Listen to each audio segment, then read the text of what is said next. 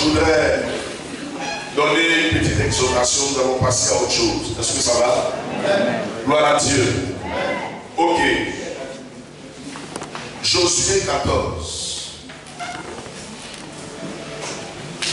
Josué 14. À partir du verset 6. Josué 14, à partir du verset 6. Oui. Les fils de Juda s'approchaient de Josué, à Gilgal, et Caleb, fils de Jephthé, le Kénizien, lui dit: Tu sais ce que l'Éternel a déclaré à Moïse, homme de Dieu, au sujet de moi et au sujet de toi, à Kadès Barnéa. J'étais âgé de 40 ans lorsque Moïse, serviteur de l'Éternel, m'envoya de Kadès Barnéa pour explorer le pays. Et je lui fis un rapport avec droiture de cœur. Mes frères qui étaient montés avec moi décourageaient le peuple. Mais moi, je suivis pleinement la voie de l'Éternel mon Dieu. En ce jour-là, Moïse jura en disant: Le pays que ton pied a foulé sera ton héritage à perpétuité, pour toi et pour tes enfants, parce que tu as pleinement suivi la voie de l'Éternel mon Dieu. Maintenant, voici, l'Éternel m'a fait vivre. Reprends le dernier passage que tu as lu. Le verset 9. Ouais. En ce jour-là, Moïse jura en disant: Le pays que ton pied a foulé sera ton héritage à perpétuité, pour toi et pour tes enfants, parce que tu as pleinement suivi la voie de l'Éternel mon Dieu. Encore, parce que tu as pleinement suivi la voie de l'Éternel mon Dieu. Que tout le monde répète simplement: Ô Seigneur, Éternel, apprends-moi à suivre pleinement ta voie. Amen. Ce matin, je parlerai de deux choses.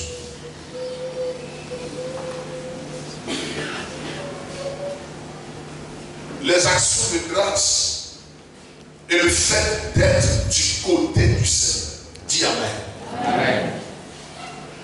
D'abord, parlons du fait d'être du côté du Seigneur.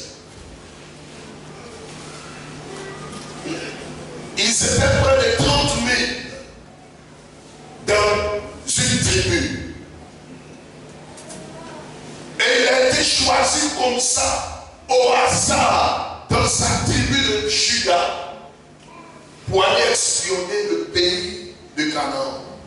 Le pays que Dieu a promis à Israël. Et quand ils y ont séjourné pendant 40 jours, la Bible dit, quand ils sont revenus, parmi les 12, il y a eu 10 personnes qui se sont détournées de la voie du côté du Seigneur. Ils ont dit: c'est vrai que Dieu nous a donné le pays, mais nous, on préfère marcher par la vie. On préfère marcher selon ce qu'on voit.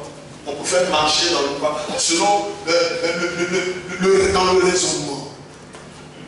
Nous, on n'est pas les gens, les spirituels, les chrétiens, bizarres, évangéliques, qui n'ont rien à faire, là, qui n'ont rien à la tête et qui pensent qu'ils sont des rêveurs. Le pays de Canaan que nous avons vu est un territoire beau, mais là-bas il y a des géants. Et nous sommes allés sur comme des souterrains. C'est des gens qui mesurent 3-4 mètres. On n'a jamais vu ça sur cette terre. Et puis ils sont partis. C'est des gens qui... Et puis le compte, c'est des gens qui sont à gagner au combat. Depuis le bas âge. Jusqu'à l'âge adulte. Ce sont des hommes qui combattent. Et puis ils disent... Personne ne peut entrer dans cet élément et revenir vivant. Pourtant, ils sont entrés et puis ils sont revenus comment? Vivants. Et ils ont dit à Moïse, si tu es malin, retournez à l'Égypte, allons demander pardon à Pharaon. Même si là-bas nous le devenons esclaves, nous sommes des personnes sans droit, c'est pas grave. Mais là-bas, nous sommes à leurs yeux comme des souterrains.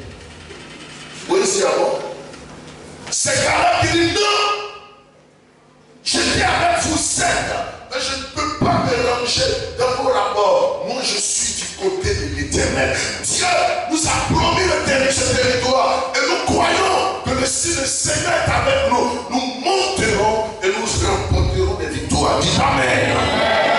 Caleb et Josué se sont rangés du côté du Seigneur. Et souvenez-vous, il y a quelqu'un ce matin que les grandes victoires, les grands succès, les pertes qui ont des valeurs rares, mes amis, se trouvent dans la vie des hommes et des femmes qui se rangent du côté du Seigneur. Dites Amen. Amen. Dans le livre de Josué encore, lorsqu'il y avait un combat entre Israël et l'armée des Philistins, il y avait un ange qui est venu. Et Josué a posé la question à l'ange. Es-tu des nôtres ou bien es-tu des gens de l'autre côté? L'ange dit, je suis l'ange de l'armée de l'Éternel. Et puis il dit, ok, ça veut dire que tu es de notre côté. Dis Amen. Amen. Ce matin, au terme de ce moment de jeûne et prière, je suis venu exhorter quelqu'un à faire le choix d'être du côté du Seigneur. Dis Amen. De ne pas marcher par la vue, mais de marcher par la foi. Alléluia. Mes amis, ça fait plus de 30 ans que je suis dans la foi. Et pendant dans ces 30 ans, j'ai vu Dieu d'une manière spéciale et Dieu d'une manière extraordinaire. Et Dieu ne se glorifie que dans la vie des personnes qui se rangent de son côté. Lorsque vous êtes du côté du Seigneur, vous êtes sous la bénédiction et vous ne pouvez pas être maudit. Les 10 qui ont dit, Dieu a dit, mais Dieu ne veut nous amener dans un territoire pour nous détruire. Le Seigneur leur a dit, comme vous ne vous êtes pas rangés de mon côté, vous êtes maudits et vous mourrez dans le désert. Ce sont les oiseaux du ciel qui vont venir manger votre chair. Alléluia. Amen. Et rester du côté du Seigneur, c'est vrai que ce n'est pas facile. Mais cela demande de la discipline. Est-ce que vous m'entendez? Suivre Dieu demande de la discipline. Mes amis, il y a longtemps, comme je l'ai dit tout à l'heure, que nous sommes dans le Seigneur. Au début, les gens se moquaient de moi. Une de mes fidèles m'a dit une année, toi, avec ton évangile de justice, de vérité, tu vas mourir pauvre. Aujourd'hui, Dieu, je sens la main de Dieu et je suis convaincu que je ne serai jamais pauvre au nom de Jésus-Christ. Alléluia. Parce que le Dieu que je sers est un Dieu qui étonne même ses enfants. J'ai vu plusieurs aussi qui se sont détournés de la voie du Seigneur pour embrasser les pratiques occultes. Le dimanche dernier, j'étais dans une église. Chez le révérend Bodo, quand j'ai fini de prêcher, la femme d'un pasteur, au moins j'étais au bureau, elle venait à dire à la femme du pasteur Bodo, je vais rencontrer l'homme de Dieu. Et j'arrive, elle arrive, je la reçois. Elle me dit, pasteur, vraiment, je veux que je suis te poser la question. Est-ce que ça vaut la peine de me remarier encore? Il dit, explique-moi. Elle dit, j'étais marié depuis l'âge de 19 ans. Et aujourd'hui, mon mari s'est détourné de la voie du Seigneur. Il est dans l'occultisme. Il est dans les pratiques de fétiche. Je lui ai dit, donne-moi le nom de cet homme. Quand elle m'a donné le nom, je lui ai dit, ça ne m'étonne pas. Je comprends pourquoi il met de la cisaille sur les réseaux sociaux pour tromper cette personne. Et ce soi-disant homme de Dieu est l'ami d'un de mes anciens enfants qui était avec moi à Béthel. Quand je dis son nom, oh, c'est le même groupe de Dieu. Ils se sont détournés de la voie du Seigneur. Pourquoi? Tout simplement parce qu'il veut l'élévation rapide. Mes amis, l'élévation rapide va te conduire directement dans l'enfer. Caleb a dit non. Même si c'est un territoire difficile, même si là-bas il y a des géants, des hommes à guérir au combat, moi, je prends la résolution de suivre mon Dieu. Parce que mon Dieu est un Dieu fidèle. Mon Dieu est un Dieu fiable. Ce qu'il dit, ça met l'accompli. Alléluia. Bien aimé. Mais ce ne sera pas facile. Ça a duré 45 ans. Après avoir lancé la prophétie, Moïse a prophétisé sur lui. Il dit, toi, le pays que ton pied va fouler, tu vas le posséder. Et pendant 45 ans, il a marché avec le Seigneur. Pendant 45 ans, il a rencontré des difficultés. Pendant 45 ans, les gens l'ont découragé. Pendant 45 ans, on lui a dit, toi, tu ne sais pas quoi faire. Qu'est-ce que tu veux dans la vie? Pendant 45 ans, ses petits-fils m'ont dit, mais papa, à chaque fois tu ressasses, et tu nous dis que Dieu va te bénir. On n'a jamais vu la bénédiction. Tu fais partie aussi du convoi des hommes qui sont en marche pour Israël. Il pouvait se décourager. Mais il s'est discipliné à suivre la voie de l'Éternel. Jeune fille, laisse-moi te dire une chose. Il y a de l'espérance en Jésus-Christ. Si tu es d'accord, dis Amen. Jeune gens, laissez-moi vous dire une chose. Il y a de l'espérance en Jésus-Christ. Si tu es d'accord, dis Amen. À l'époque, moi j'allais prêcher dans certaines églises. Quand j'ai fini, on me donne 5 000 francs. Je croyais.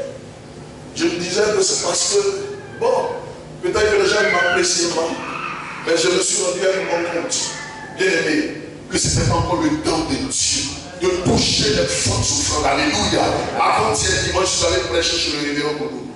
Dès qu'il a fini, il a demandé à ses enfants de lui donner 200 000 francs au pasteur pour Jérusalem. Et là-bas, il y a une paralytique qui a marché. Amen. Alléluia. La gloire de Dieu se fait voir. Tout le monde a vu la main du Seigneur. Gloire à Jésus. Amen. Mais ça a pris du temps. Je parle à quelqu'un. Ça a pris du temps. Mais ça fait vous n'êtes en compétition avec personne. Dites Amen. Et laissez le temps à Dieu. Parce que le temps du Seigneur est le meilleur. Caleb a voulu suivre pleinement la voie de l'Éternel et Dieu l'a béni en retour, non seulement pour lui, pour ses enfants, pour ses petits-enfants et pour toutes les générations qui allaient suivre. Et ce que il y a quelqu'un ce matin, range-toi du côté du Seigneur afin de profiter pleinement de ses grâces. Si quelqu'un est d'accord qui dit encore Amen. Amen. Ça va? Ça va? Après ce moment de jeûne, tu verras certainement les choses tarder. Mais continue de te confier au Seigneur. Amen. Continue de regarder à ton âme. Regarde ce qu'il t'a dit et vois les promesses qu'il t'a faites. Ne triche pas. Reste là. Alléluia. Amen. Parce que l'élévation vient de qui? De l'Éternel. Il dit l'élévation ne vient ni de l'Orient, ni de l'Occident, ni du désert. Mais l'élévation vient de qui? De l'Éternel. Dernier conseil à vous donner, c'est la puissance de l'action de grâce. Que tout le monde dise action de grâce. Action de grâce. Action de grâce. Action de grâce. Vous savez, toutes les bénédictions attirent de l'opprobre.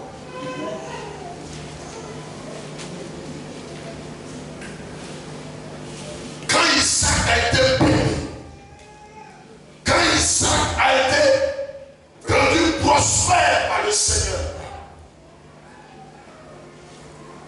les opposants se sont levés. On dit ça, il faut qu'on le combatte.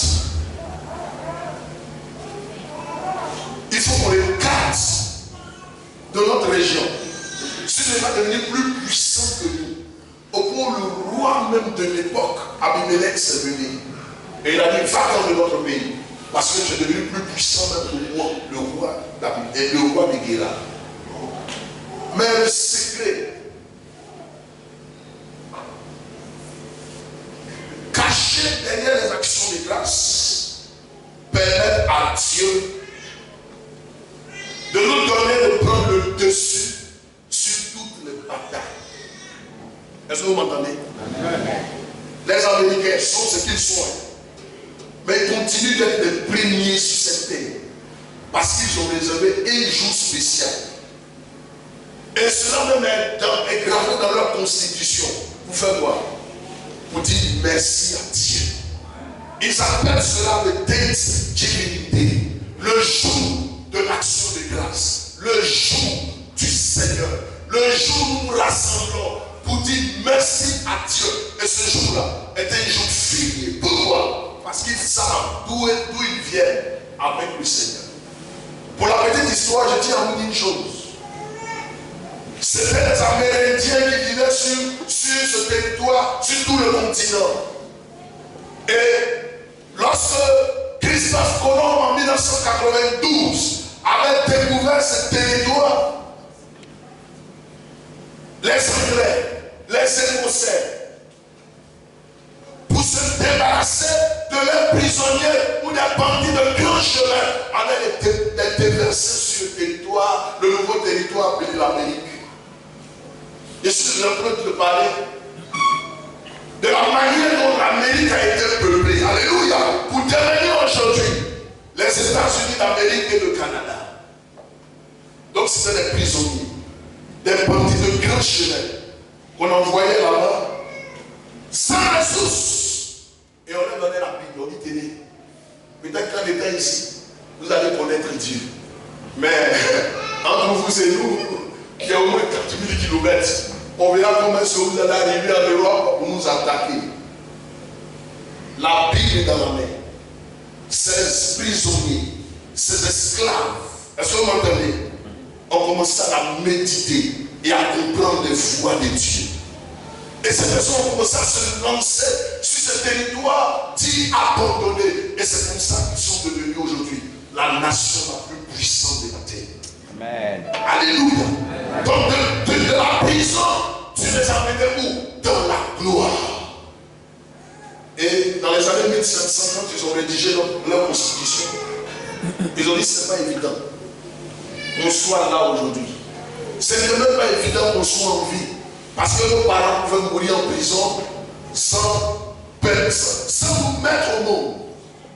Et donc, pour ce que Dieu a fait pour nous, chaque année, nous allons lui réserver au moins un jour pour lui dire merci. Amen. Amen. Et lorsque vous vous engagez à rendre grâce, vous engagez Dieu à faire plus. Quand tu sais dire merci à Dieu pour tout ce qu'il fait pour toi, tu l'engages à lui dire Seigneur, aujourd'hui tu m'as donné 3 millions. En posant une telle action, je voudrais, oh Dieu, que tu me donnes plus. Gloire à Jésus.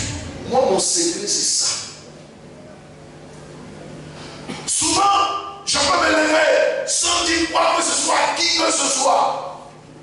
Et puis, je vais aller voir un ministère, bien un homme de Dieu, où il y a un besoin. Et puis, je sais dans le ministère. Pourquoi? Parce que je sais ce qu'il y a derrière. Le mois dernier, j'étais chez mon papa, le prophète Benga. J'ai vu qu'il était en chantier. Il dit non, non, non. Il était avec ma femme. Et je lui ai demandé de me faire le devis de tous les stades. Et je l'ai fait pas pour moi seul, mais pour toute l'église. Dis Amen. Amen. Et mon frère de l'église, le frère a demandé qu'il allait faire le devis, n'est-ce pas? Et il m'a appelé après, il m'a dit c'est quel genre de carreau qu'il voulait dire. Il dit c'est le vrai carreau que je vais te donner. Vous allez faire des achats avant-hier. En tout et pour tout, ça va faire au moins 500 000 francs. Quand vous allez déposer, il est venu la crier. Alléluia. Amen. Il y a une personne qui fait ça. Pourquoi c'est que demain Dieu ne va pas se souvenir de lui? Amen.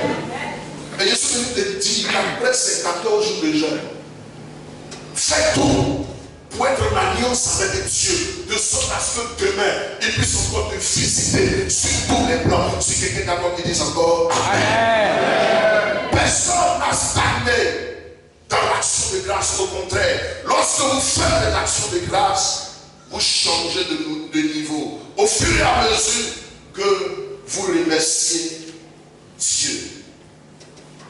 Et la question que nous tous nous posons est la suivante. Et si quelqu'un refuse de rendre grâce à Dieu, qu'est-ce qui pourrait lui arriver?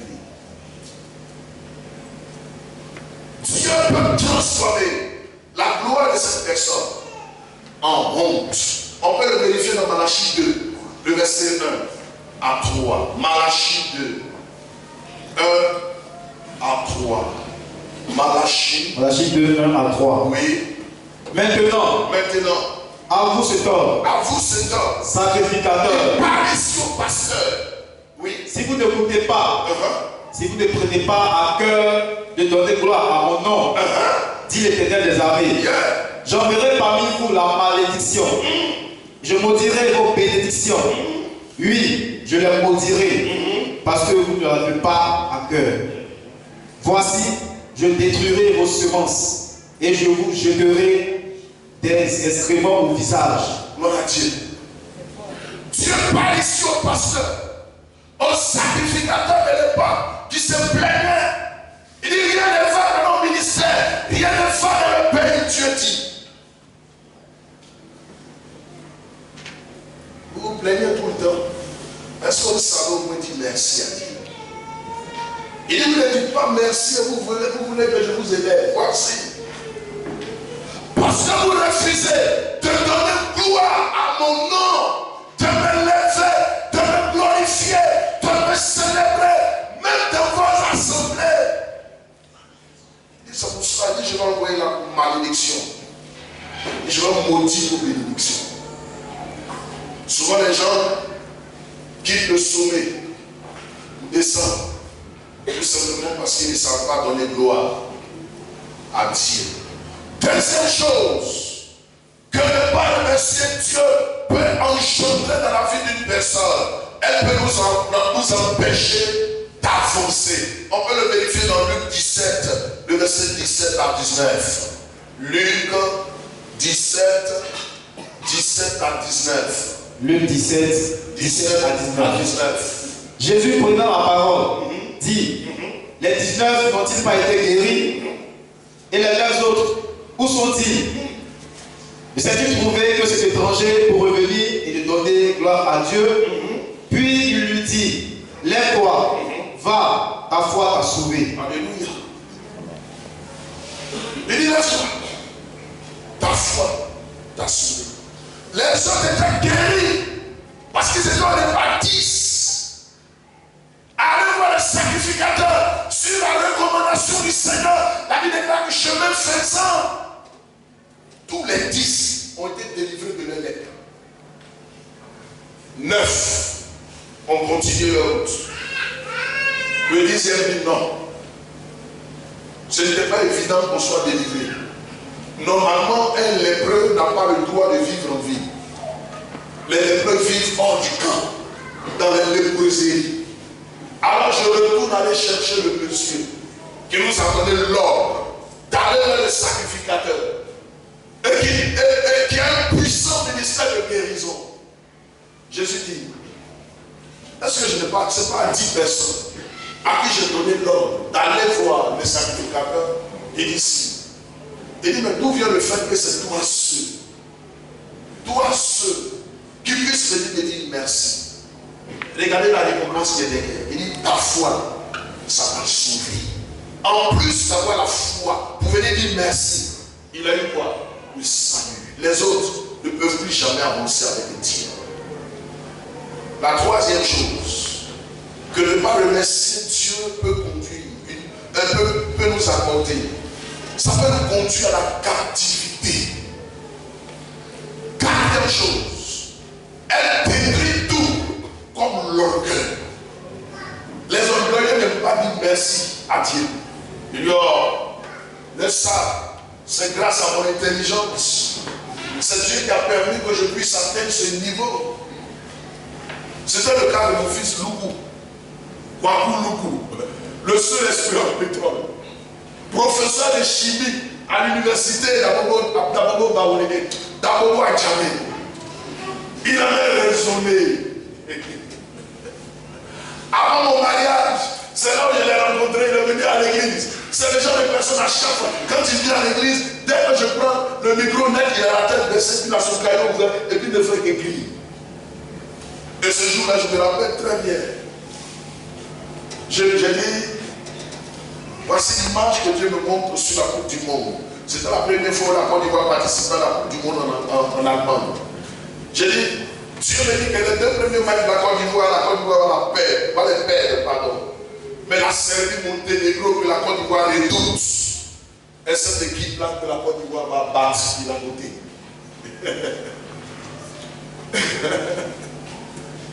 Des semaines plus tard, quand la Coupe du Monde s'est ouverte, et je me rappelle très bien comme si c'était aujourd'hui, c'était un mercredi.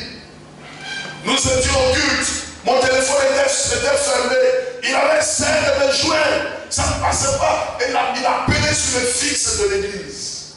Quand quelqu'un a appelé, il dit au pasteur que j'ai essayé de le joindre.